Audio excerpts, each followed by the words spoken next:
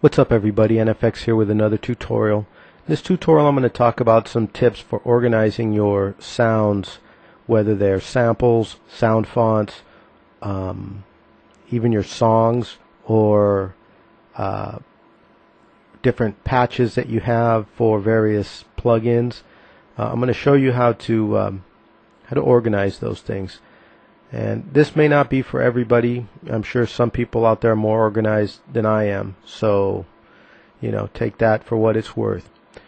But the first thing you want to do is you want to decide where you want to keep all of your sounds, and it helps if you can keep them all in the same location, or at least in a similar on the same drive. And then what you can do is put them in subdirectories.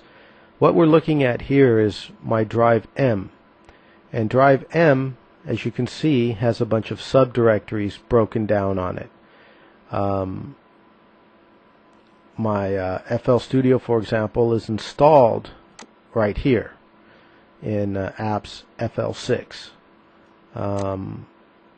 I have other MIDI files, mod files, some program files that I've installed here.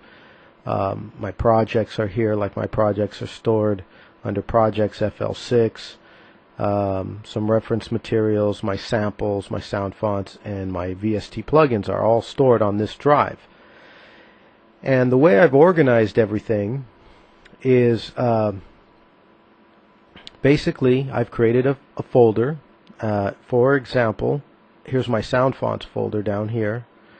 I've created a folder called sound fonts. Within sound fonts, I have folders for my bass sound fonts, my drum kits, my guitar sound fonts, my orchestra, etc. You can see all the different ones that I have defined.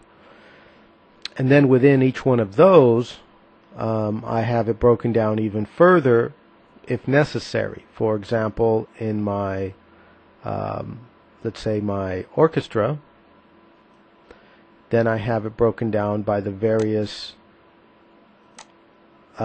orchestra sound fonts that I have, by the maker, like Sonic Implants or whatever.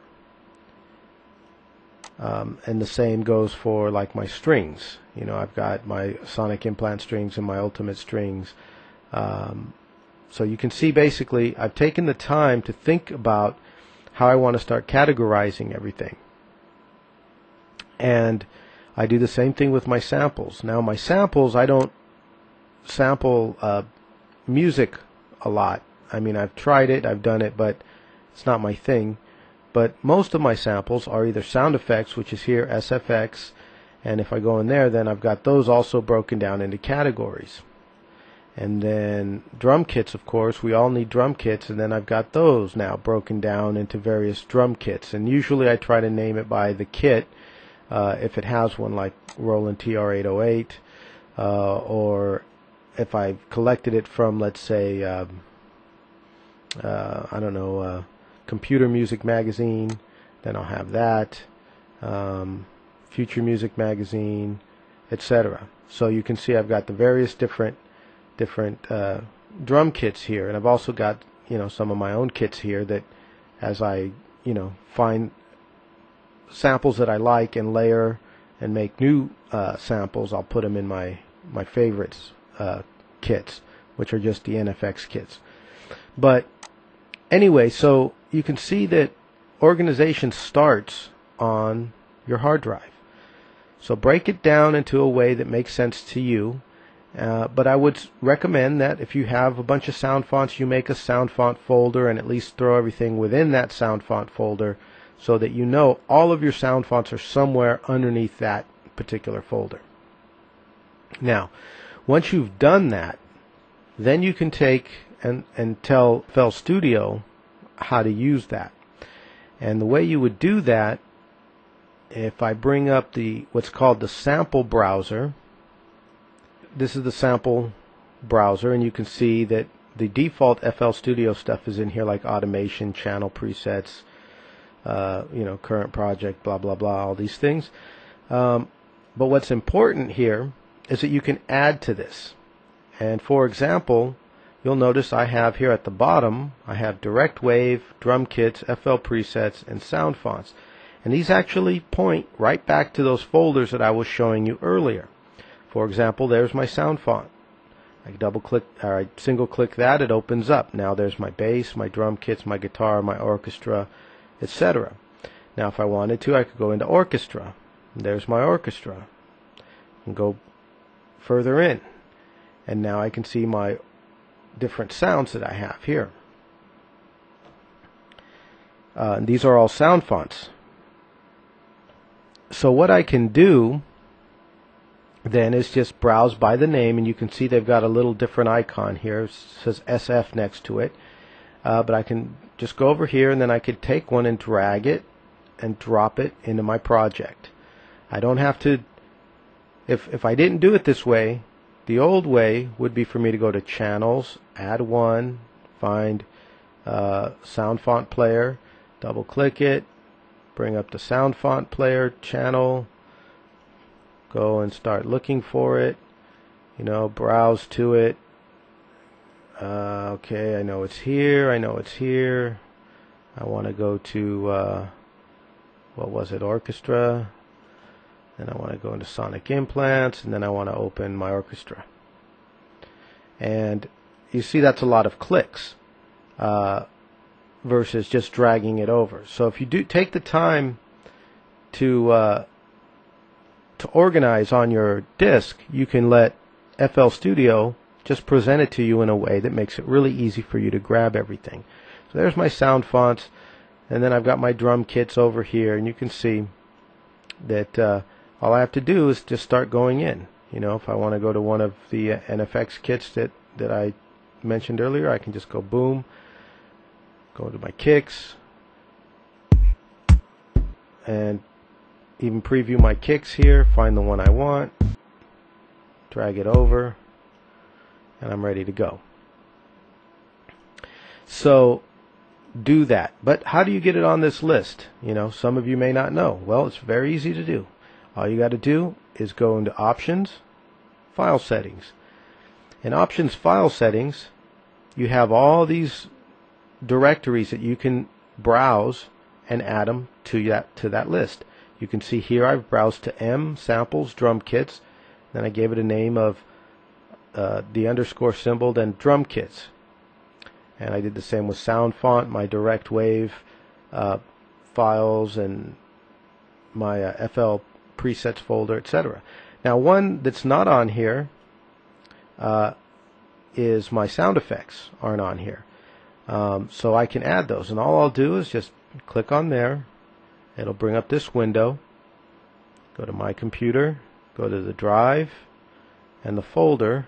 I want to go to Samples, Sound Effects, say OK, and boom, it's in there. Now you'll notice it's right here, but I like mine all grouped together, and that's why I give them all a name with that underline symbol right at the beginning. So what I'm going to do is go up here, give it an underline symbol, and hit Enter, and then I'm going to close this dialog. So now you can see that sound effects has been added to my list. And now I can just go down in here if I want, find the thing I might want to add to my project, or just browse it. If looking for a sound, I know I want a car sound or something, and I can just hit it and see what it sounds like.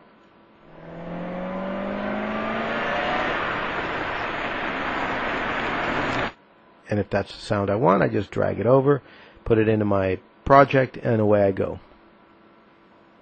So you can see that's a really simple way of organizing your stuff. Now, if you have your stuff all over the place already, well, you're going to have to decide what you're going to do about it. You could point this to a bunch of directories, but remember, you are limited to however many are listed here. So if you're completely unorganized right now, chances are you're not going to be able to take advantage of this in the best way.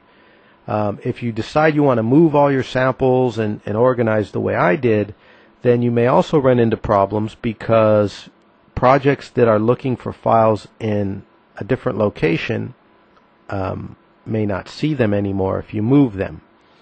So be aware of that. What I've done in the past is I've left just 2 copies of the samples until I've moved everything over. But you know, that's a decision that you're going to have to make if you decide to go that route. But you can see that it's very easy to do this. You can even do this with things that are plugins. For example,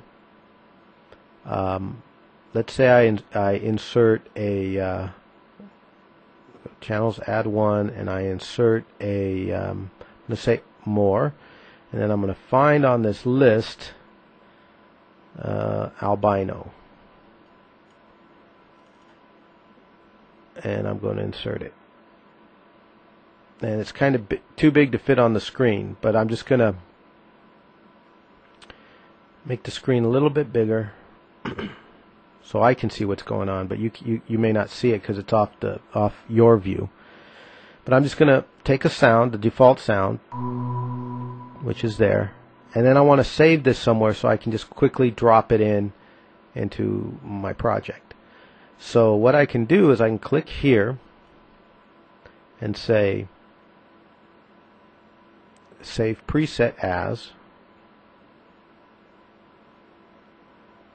and then it's going to ask me you know, where do I want to save this. So now I'm going to browse to a location, and it's going to be on my M drive, FL presets. Then I'll make a folder called albino,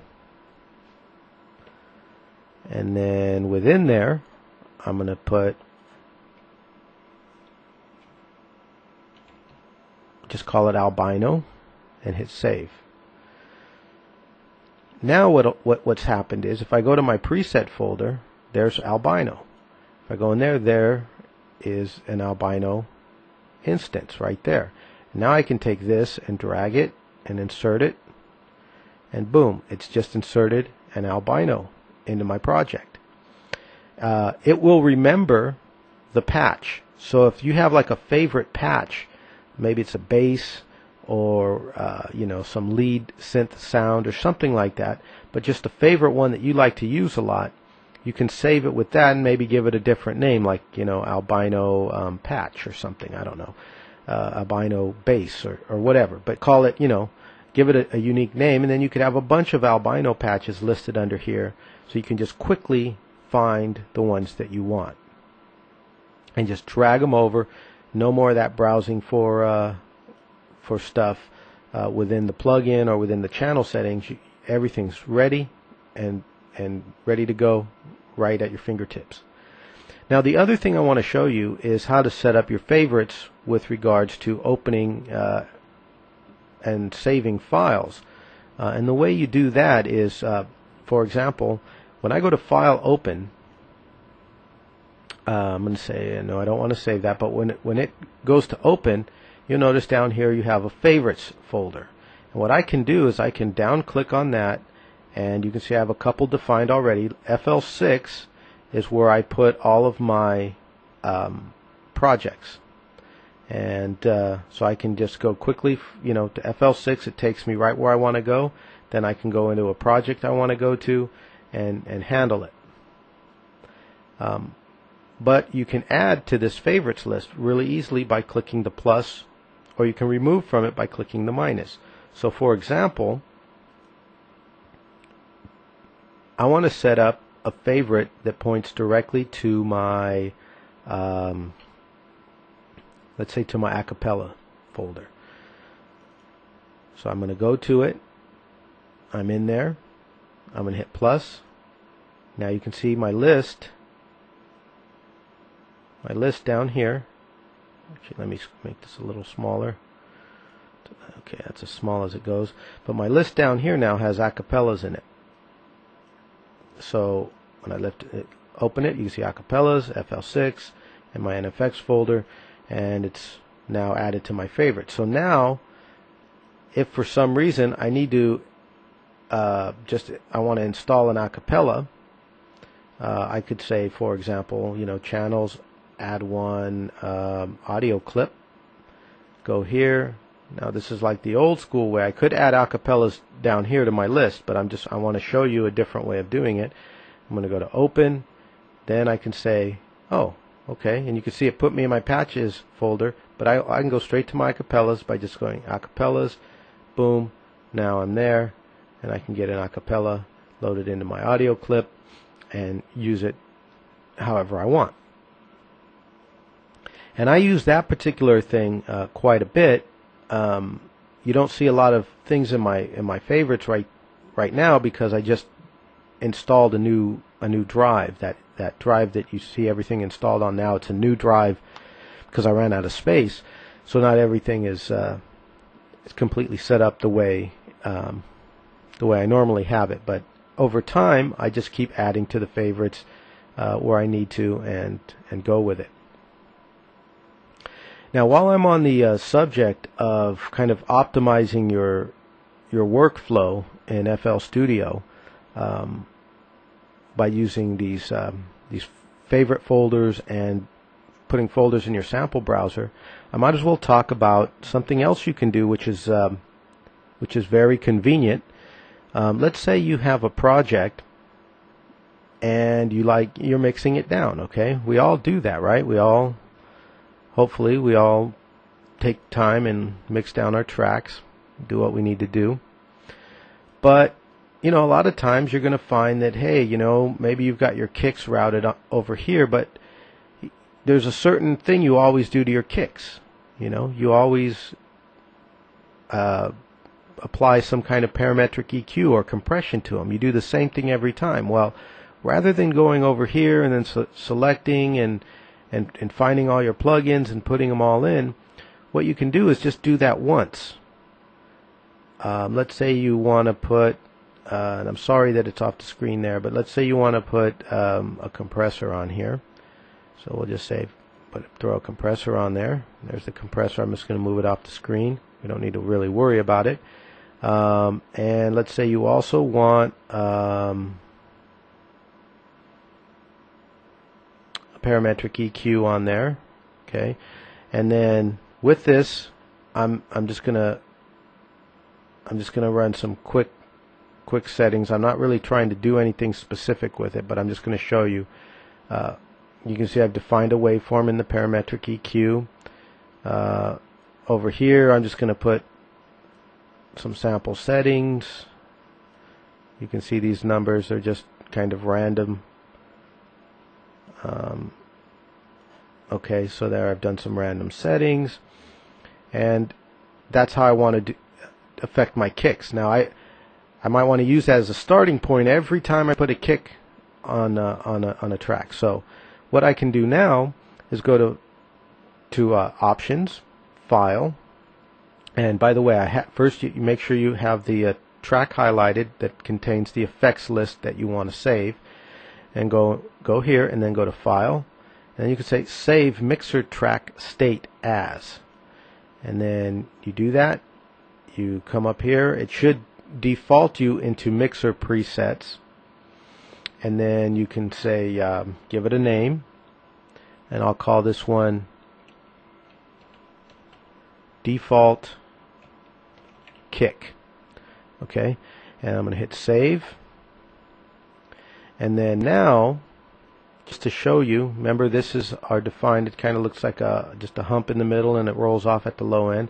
What I'm going to do is close these things up, and I'm going to go to a different channel, and you can see this channel, channel 2, doesn't have any effects in it at all.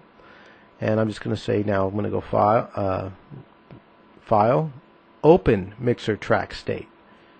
And then I'm going to find my default kick in the list, hit Open, and now, boom, it's added my compressor with the exact same settings, and it's added my parametric EQ with the little hump there and the roll off, and then my compressor with the settings. And now I can quickly work FL Studio. I don't have to worry about where is this, where is that. Once I've set something up and I think, wow, I've done a pretty good job with that, it'd be great to use that over and over. That's how I'm going to do it, because it makes it so much easier. So there you go. Hopefully you knew about these things because there's such powerful features in FL Studio. But if you didn't, I'm glad I could show them to you. And hopefully you will use them and worry more about making a dope song and less about where your sounds are and what you're going to do and whatever. You won't put a roadblock in your creativity because you'll just be automatically knowing where this is, where that is. You won't have to think too much, and then you could just let that inspiration keep flowing. So there you have it. Some tips on how to optimize FL Studio and make your work faster, and hopefully that'll increase your creativity.